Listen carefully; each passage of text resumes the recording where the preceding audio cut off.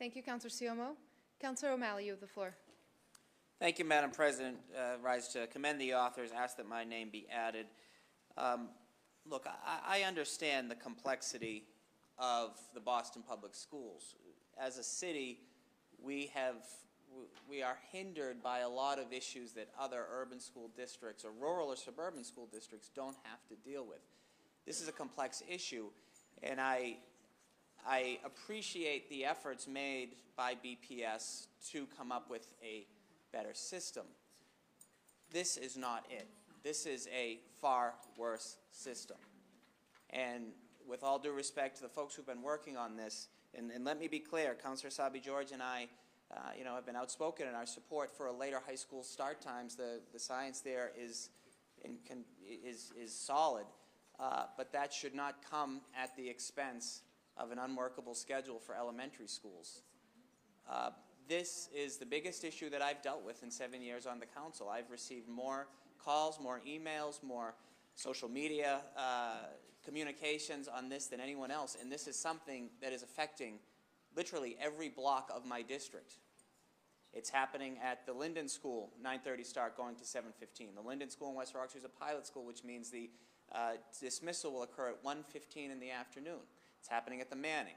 It's happening at the Mendel. It's happening at the Hernandez, a citywide school, starting now at 7:15, so kids could potentially have to leave before 6 a.m. And just as the science shows that high school students perform better with more sleep and with a later start time, the same is true that elementary school students perform worse when it starts too early.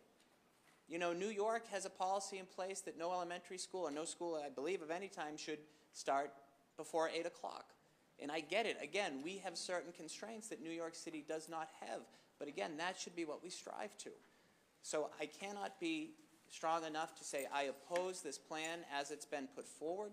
I think the process, perhaps well-intentioned, missed the mark that this is going to negatively impact so many families throughout the district. I have not heard from one person. It's not true. I received one person who isn't in my district who is supportive, but this has been everyone else to a person has been opposed to this. And the fact of the matter is, as we talk about equity, the cost that will be associated with having to pay for after-school care for a school that gets out at 1:15 or 1:55, that will drive people out of the system and out of the city. So Councillor Sabi-George and I have worked on a letter. We invite people to sign on to it. I know she'll be presenting it at school committee tonight. My advice is that we hit pause on this plan now. Having a hearing makes sense, and we should, but the fact of the matter is we don't have a lot of time to do this. The student assignment process will begin in earnest in a month from now. So my advice is that as we talk about reconfigurations of schools, as we talk about coming down with fewer school models, meaning less, a K to 8 as opposed to a K to 5 or K to 6, as we streamline that process, which is something that we all support, as we talk about school consolidations, let's put a pause right now on any changes to school times, keep them as they are now for the next school year, use this time to work on a process in terms of school consolidations, in terms of school structures, and then roll it out, because otherwise what's going to happen, folks, is we're going to have to go through this year and then potentially go through the same thing a year or 2 years later.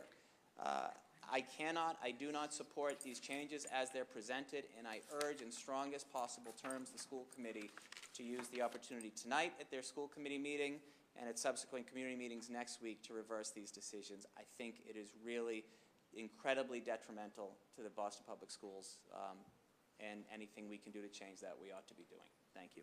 Thank you, Councillor O'Malley. Councillor Sabi-George, you have the floor. Thank you, Madam President. I'd also like to be added on to this order. And I think often when we talk about our work, we often find that quote, don't let perfect be the enemy of good.